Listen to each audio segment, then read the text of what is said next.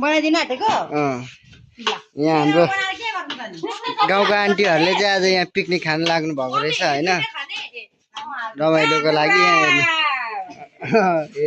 देखाइदिनु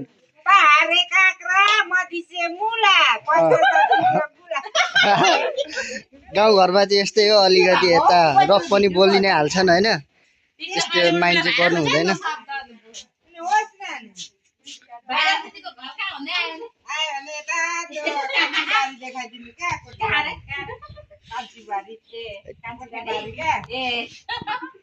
छिमेकीहरूको लागि होइन नि टाढाको लागि मात्रै पत्रकारको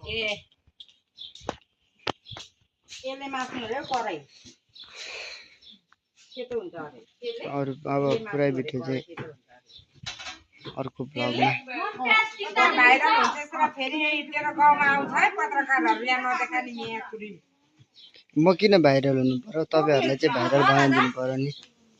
आलु पनि छ होला छैन यहाँ बाहिर पनि छ आलु त्यो पोकै झिक्न